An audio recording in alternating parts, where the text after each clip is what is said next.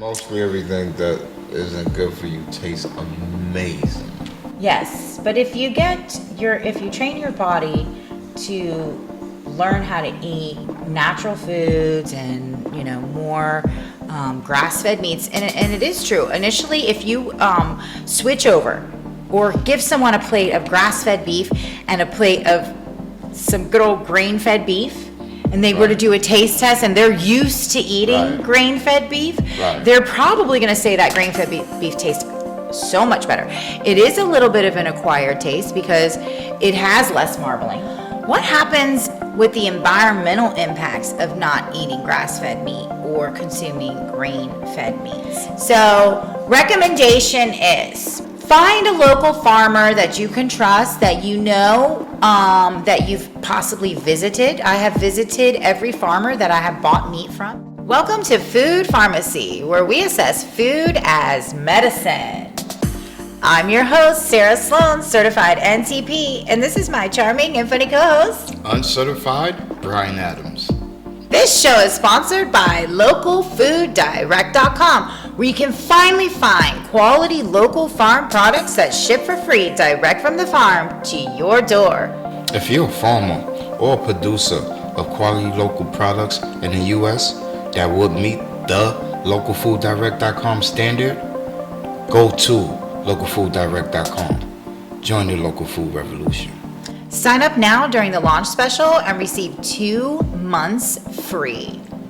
Let's get back to our roots and all have access to quality local foods again, like our ancestors did.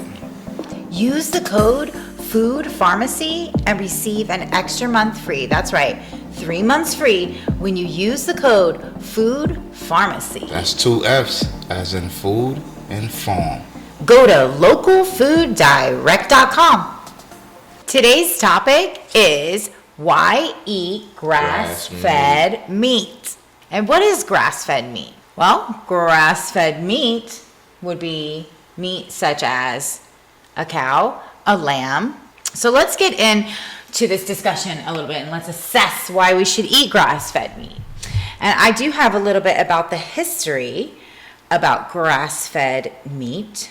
So let's talk about the history. The practice of raising cattle on grass-fed beef production predates the widespread adoption of feedlots, which emerged in 1950s. So, and we're going to talk about that because it's not only why we should eat grass-fed, but there's an impact that when we don't eat grass-fed that the environment has, that we're early days and rise of feedlots. 1950s, the majority of beef was produced by cattle grazing on pastures. 1950s onward, the feedlot industry gained prominence with cattle being fed high-energy grains to maximize weight gain and improve marbling. This shift was driven by research aimed in improving beef and production efficiency. And that is something that when you eat when they went to grain-fed and it improved marbling, right? Well, actually, that marbling that you see in grain-fed beef is toxic. So we love the fat. However, when there's fat in grass-fed beef, it's loaded with ALAs and LAs and things like that. So it's conversely really good for you, the fat. Right. In fact, that's where you hear of tallow. When you buy beef tallow is the fat, the butter, of the beef, right? And when you buy that, it's extremely good for you. It's extremely good to cook with. It has a high heat resistance, and so you can fry with it, and it tastes great, and all these things. However, if you don't buy grass-fed tallow, it's going to have a totally different effect. Right. Because the reason why the toxins or the reason why the marbling has toxins is because when we release toxins in our body, it goes to our fat. Mostly everything that isn't good for you tastes amazing. Yes, but if you train your body to learn how to eat natural foods and more grass-fed meats, and it is true. Initially, if you switch over or give someone a plate of grass-fed beef and a plate of some good old grain-fed beef, and they were to do a taste test and they're used to eating grain-fed beef, they're probably going to say that grain-fed beef tastes so much better. It is a little bit of an acquired taste because it has less marbling. Okay. It is, much more mineral rich. It has more iron. Let's finish out the history. Early activists' demand for grass-fed beef initially emerged from activists who want to challenge the dominance of factory-scale feedlots. Consumer preference. These are some of this was the grass-fed movement, by the way. So it was the early activists demanding. Grass-fed movement? Yeah, the grass-fed movement. Demand for grass-fed beef initially emerged from activists who wanted to challenge the dominance of factory-scale feedlots. Consumer preferences, the naturalness and perceived health benefits associated with the grass-fed beef have made it increasingly popular amongst consumers. Marketing expansion, the grass-fed beef market has expanded beyond niche markets and is now available in mainstream grocery stores. Fun facts. And so they are going to be, when you're out looking for grass-fed beef, right? There's all sorts of labels out there, right? There's grass-fed, there's grass-finished, and what do they all mean, right? It's kind of similar to a lot of different industries like eggs, Right. There's cage-free, there's free-range, and watch our, what's the difference? There's light. There's yellow different and dark yellow. Right, and watch our show on that. But so when you're looking for labels, I did pull up from Google so that I could accurately cover instead of give you my opinion about the labels. I wanted to be accurate about it.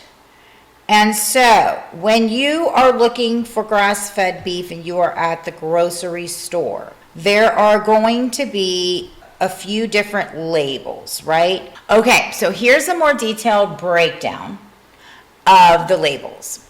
So you have grass-fed, you have 100% grass-fed, certified grass-fed, American grass-fed, humane farm animal care, which is HFAC. Grass-fed. Certified humane, USDA certified organic, and then you'll see natural and all natural, right? So when you see grass-fed, this is the most basic term, meaning the animal was raised on pasture and fed grass and forage after weaning. It doesn't necessarily mean the animal was only fed grass, and some may have received grains. So when you see grass-fed, it does indicate that the animal has eaten grass from the time it was a baby, but it doesn't have to be 100%. Right. Then when you next look at 100% grass-fed, this term often used in conjunction with grass-finished, and you will see that a lot, grass-finished, indicates the animal was fed only grass and forage its entire life after weaning.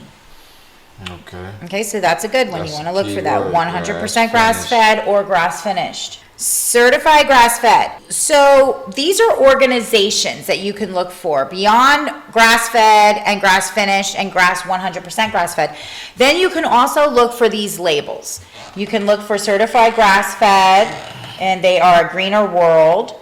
The certification requires the animals are raised on pasture, fed 100% forage, and managed according to high animal welfare standards. Then you can also look for the certification American Grass-Fed Association. This organization provides certification for farms that meet specific standards, including a diet of 100% forage, pasture raising, and no antibiotics or hormones.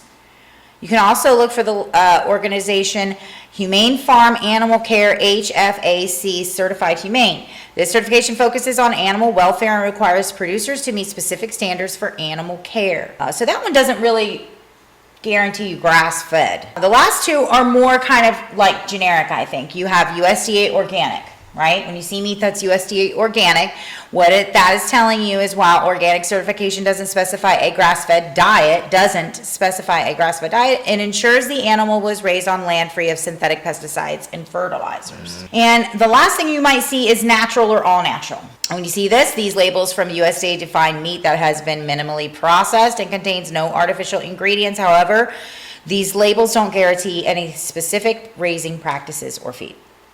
And so those are what you want to look out when you're out shopping and you're in the big box stores and you're looking for grass-fed beef. Let's go over a few more facts about grass-fed beef. Just a little bit about the facts. Grass-fed beef comes from cattle that are raised solely on a diet of grass and other foraged foods. This contrasts with grain-fed beef, where cattle are often finished on a diet of corn and soy. Grass-fed beef is generally leaner, lower in calories, and higher in healthy omega-3 fatty acids, CLAs, which is linoleic acid, conjugated linoleic acid, and certain vitamins like A and E compared to grain-fed beef. Grass-fed beef is higher in minerals, omega fatty acids, vitamins, it's leaner, and all of those types of things. Right. Let's talk about taste and texture. Taste and texture. Right.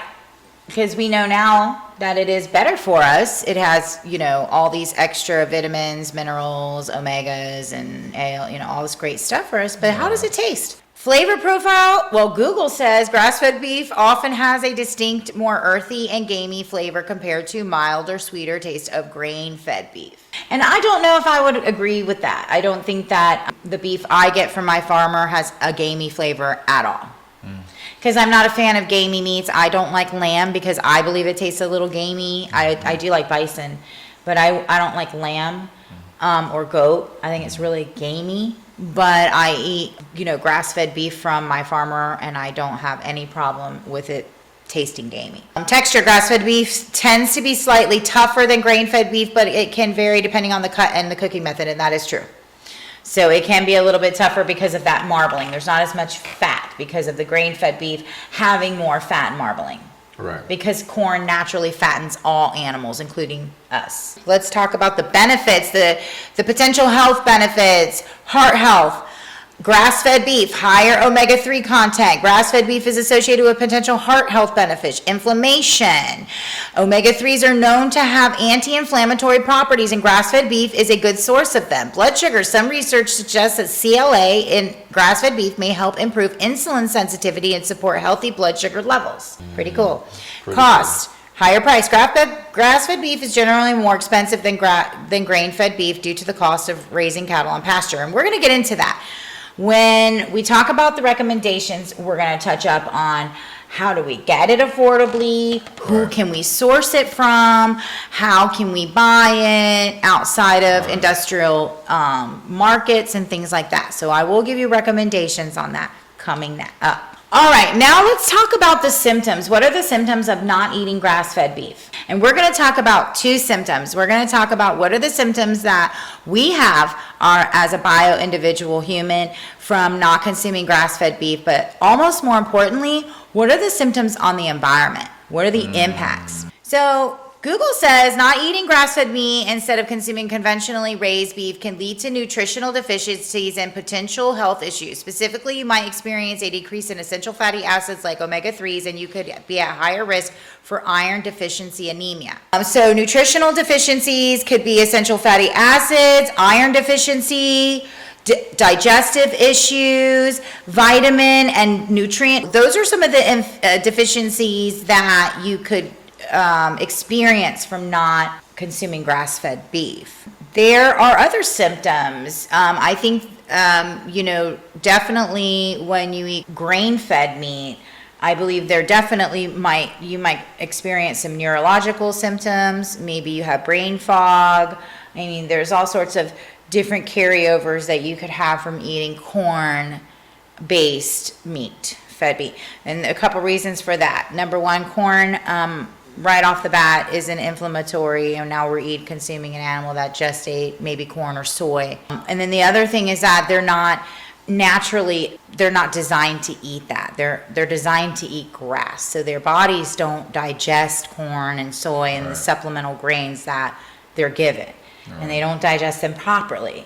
And then you have either the death of the animal, or you have high toxins, and you have all of those toxins from them trying to digest something that their body's not designed to eat. It just goes right into the meat and into the fat. What happens with the environmental impacts of not eating grass-fed meat or consuming grain-fed meats? Google says not consuming grass-fed meat And opting for grain-fed or industrial beef can have various negative environmental impacts, including increased greenhouse gas emissions, land degradation, and water pollution. Grass-fed cattle, when raised in sustainable ways like rotational grazing, can actually improve the land and health by promoting biodiversity and carbon. However, industrialized beef production, especially with feedlots, leads to soil compaction, nutrient runoff, and reliance on chemical fertilizers and pesticides.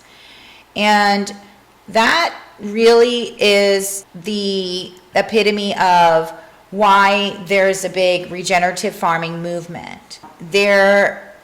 Our soils are being depleted because of our conventional farming, and our soils are more and more over the earth as we spread and keep conventional farming going. It's becoming more like dust, and we can't farm in dust, and we need nutrient-rich soil, and that is the reason why a lot of our vegetables and our meats are nutrient deficient compared to thousands of years ago.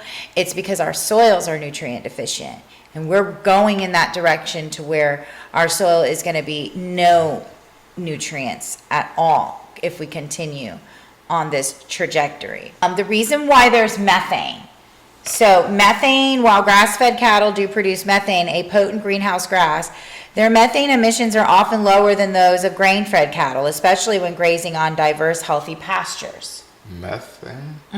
Well, all cows emit methane, but carbon dioxide, grain-fed beef production generally has lower carbon footprint due to more efficient fed utilization and quicker growth rates. Conventional farming practices, including the use of chemical fertilizers, release nitric oxide and another significant greenhouse gas. Land degradation, soil compaction. Feedlots and intensive grain-fed production can compact the soil, reducing its ability to absorb water and nutrients and hindering plant growth. Deforestation, the demand for low-to-grow feed crops for grain-fed cattle can lead to deforestation, releasing stored carbon and reducing biodiversity. Water pollution, this is the nutrient runoff. Feedlots and intensive farming can lead to excessive nutrient runoff and polluting water bodies and creating dead zones in the coastal areas. Pesticides and herbicide contamination. The use of pesticides and herbicides in feed production can contaminate water sources. Other environmental impacts are reduced biodiversity, air pollution, and resource depletion. My recommendation would be that obviously we need to source out more grass-fed meat. We need to support not only our bodies and providing the nutrients rather than toxins into our bodies if we're going to consume meat, and we need to source it from a grass-fed source that we know is not going to create a huge impact on the environment as well as our bodies, because if we don't take care of our environment, we will not have any bodies to take care of either. Right? So recommendation is find a local farmer that you can trust, that you know, that you've possibly visited. I have visited every farmer that I have bought meat from, and I have walked their grass fields. I know what they're eating. I know what their grass smells like, and that's amazing. And I think that that's what our ancestors always did, and I think that we should be no different. We should be able to take modern technology today and apply it to all of the things that we know to be able to at least have nutrient-rich food. You know, if we have a car that can drive itself, I think that we can figure out how to continue to eat nutrient-dense, natural food today, which is not only going to help us, but it's going to continue to help our environment and continue for us to thrive. If you really want to get into what kind of meat you're eating, you can find out whether your meat is heritage breed. Heritage breed is a breed that is an ancient breed rather than sort of like a genetically modified breed. And just a fun fact that the Holstein cow, which is the black and white cow that we know in America as our milking cow, is actually a genetically modified cow that they produced. The whole idea behind it was higher milk production. It produces like 2 or 3 times more milk per day than an average cow. And so, but the reason why it's not as healthy for us, it's obviously a GMO cow. We're eating GMO meat, and it's not a heritage breed where we, I think, have found scientifically with a lot of food research that I've read about, that it's a lot better to eat heritage, original food rather than something that has been modified. So some of the heritage breeds are Jersey cows, if you're having milk, if you're eating beef. There's the Wagyu cow. That's the cow that my farmer has. He is Wagyu beef. And so just do your research. Look up heritage breed cows or whatever, whether you're having lamb or bison. I'm not sure if it really applies as much. We haven't tinkered with lamb and bison as much as we have the good old cow. And so that's really my recommendation. And coming soon, you'll be able to shop for grass-fed beef and qualified farmers that do not use pesticides or fertilizers at localfooddirect.com. That's right. Join us next, where we assess what disease begins in the gut. This show is sponsored by localfooddirect.com, where you can finally find quality local farm products that ship for free direct from the farm to your door. If you're a farmer or a producer of quality local products in the U.S. that would meet the localfooddirect.com standard, go to localfooddirect.com. Join the local food revolution. Sign up now during the launch special and receive 2 months free. Let's get back to our roots and all have access to quality local foods again, like our ancestors did. Use the code FOODPharmacy and receive an extra month free. That's right, 3 months free when you use the code FOODPharmacy. That's 2 F's, as in food and farm. Go to localfooddirect.com.